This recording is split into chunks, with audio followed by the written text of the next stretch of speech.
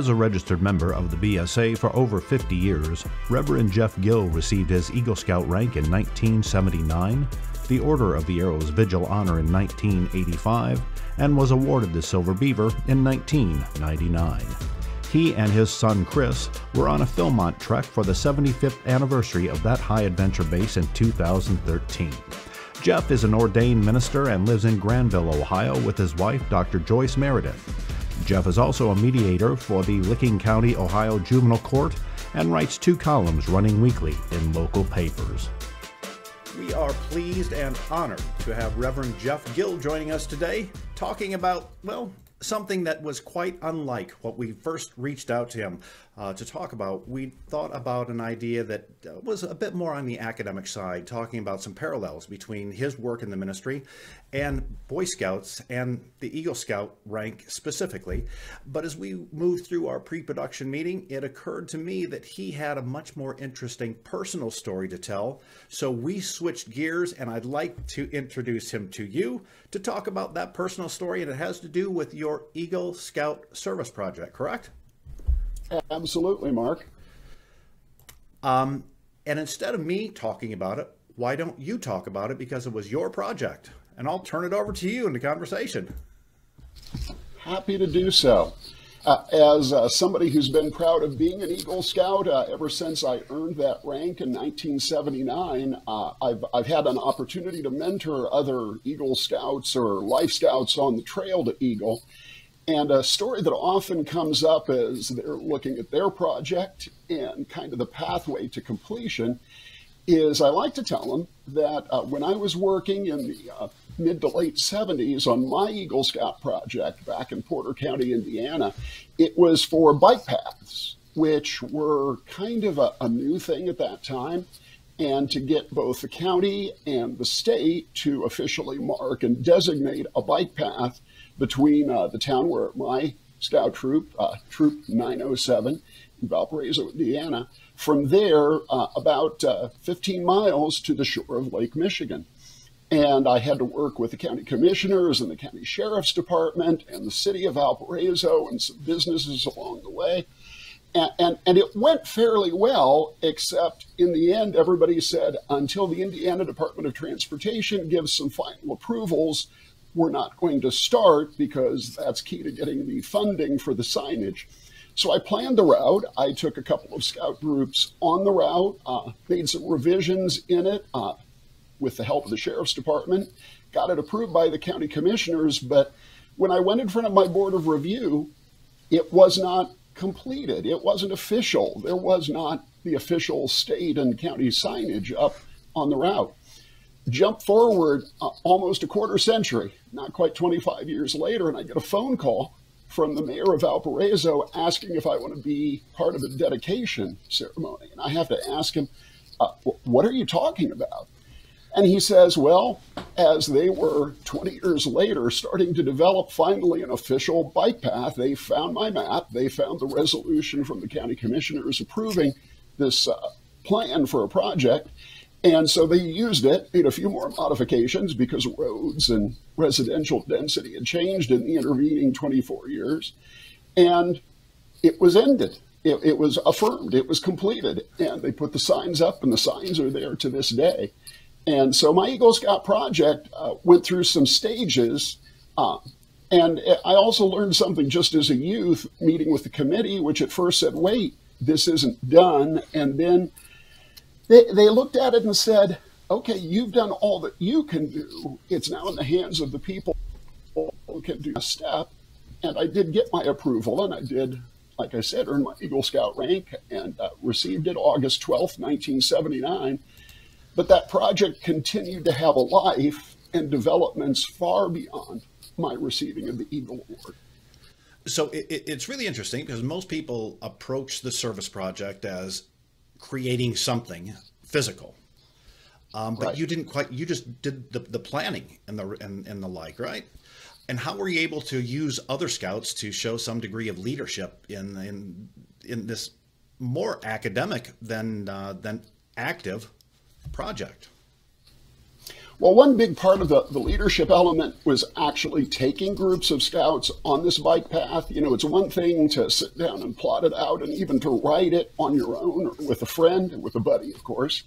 And then I met, like I said, with the county sheriff's department, who said, how about if we shift it from this intersection to that intersection? One looked fine to me. Sheriff's department said, our statistics say there's more accidents here.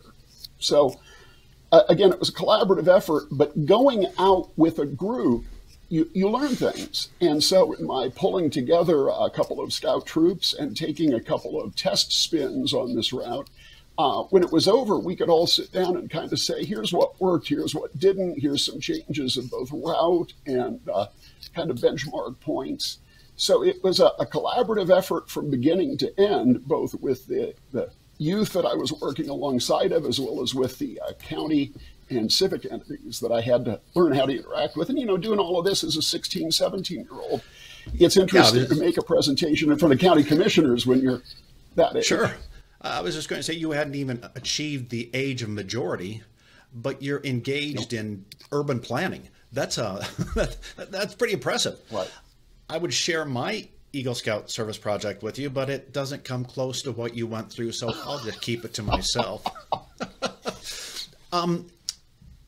Looking at some statistics going back in time, back when I was awarded the Eagle, and really through the few years past that, the average age of people earning Eagle was about 14 or 15. These days, it's just a few days short of their 18th birthday.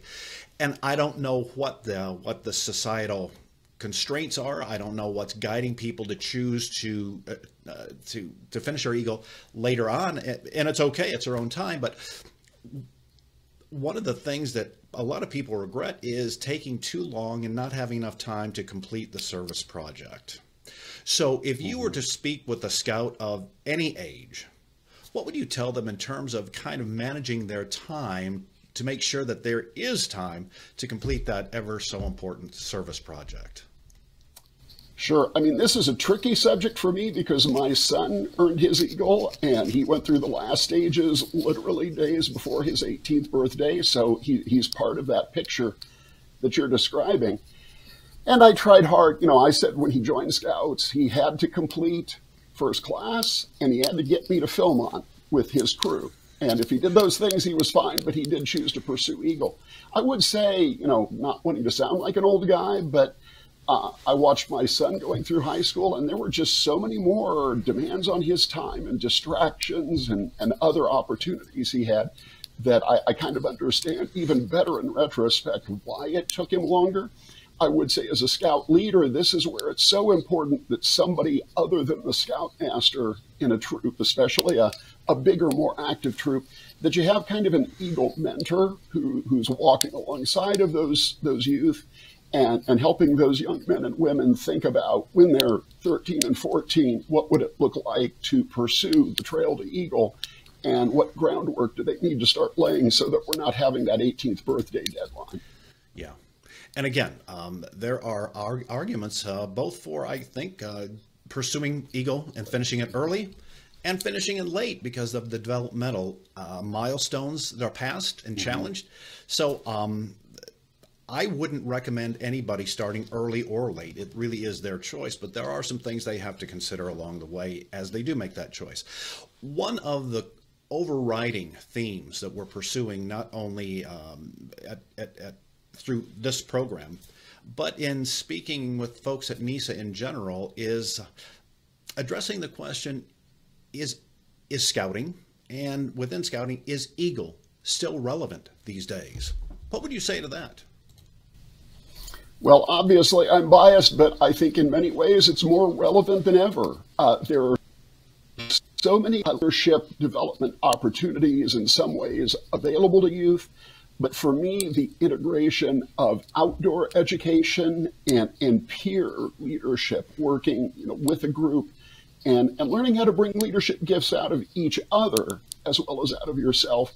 I don't think there's anything out there, and I see quite a bit of it, but the patrol method and the rank advancement system of scouting and the Eagle rank are still, I just think, one of the finest ways for a youth to measure within themselves who they can become and to start pursuing that vision. And thank you very much for making a point that not only is it relevant today, but you made it a point to say it may be even more relevant than it has been in the past. Hey, we're coming to the end of our time, but I want to give you an opportunity to send a message to Eagle Scouts far and wide out there if you have something to say to them, or not only Eagle Scouts, but those who might be on the trail to Eagle as well. And I like to tell my story simply to remind scouts and even leaders that completion can look different for different kinds of projects, and to always think about the follow-on effects, even if you're simply constructing something and can say at the end, it's done, it's built, and the last bolt is tightened, but how will that structure or program work in the future? Always have that eye to the future, because I think that's the kind of vision Eagle should have. Yeah.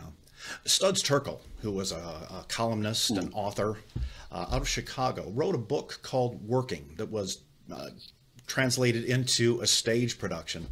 And one of the songs of the story of a stonemason,